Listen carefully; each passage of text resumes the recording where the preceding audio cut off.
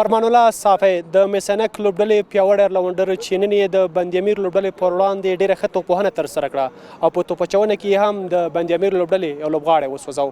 زما تر څنګ ولاړ دی ساپي صاحب، په لومړي سر کې تاسو ته ښه راغلاست وایو. نن فرمان ډېر وختي راکښته شوي، څه پلان و چې که تا موږ وګورو زیاتره وخت فینش کې لوبېږي؟ کوچ څه پلان درکړ چې ته راکښته شوي؟ ډېرې ښې منډې مې ترسره کړې. او که تاسو وګورئ زمونږ ټاپ اورډر بیټسمینانو ډېر ښه سټارټ راکړو، تقریبا د اتمه اوورو پورې زمونږ اوپنران ولاړو. نو کله چې زمونږ اوپنران اتمه ورته لاړل نو د کوچ او د کیپټن دا پلان شو چې یاره په منځ کې سپینران راځي نو موږ سره باید یو لیفټي بیټسمین وي. د هغې پلان و زه یې مخکې راولېږلم او زما خپل کوشش هم دا و چې زه د سپینرانو سټرایک ځان سره وساتم او یو ښه فینش وشي د ټیم دپاره. واخان لیګ کې هم ډېر ښه ولوبېدې، هلته هم غوره لونډر ونومول سوی. څومره تیاری دی شپږیز لیګ ته خپله نیولی و؟ ولا واخان ټورنمنټ دپاره مې ډېر زیات تیاری نیولی و. هغه زما د محنت نتیجه وه چې الله هلته غوره لونډر راوستم، پلیر اف د ټورنمنټ یې راوستم.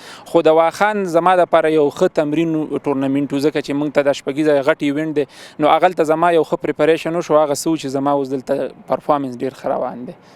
د نمرو جدول کې که کتل شي میسنک لوبډله ټاپ ده، ورپسې امو ده. داسې ښکاري چې فاینل کې دواړه لوبډلې سره مخامخ کیږي. امو ته هم څه پلان دی؟ تېر کال یې هم د دغې لیګ اتلولي ګټلې وه.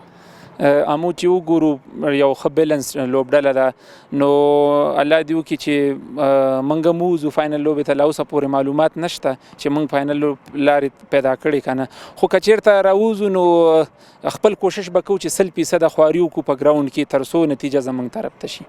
ډېره مننه. کور ودان انشاءالله.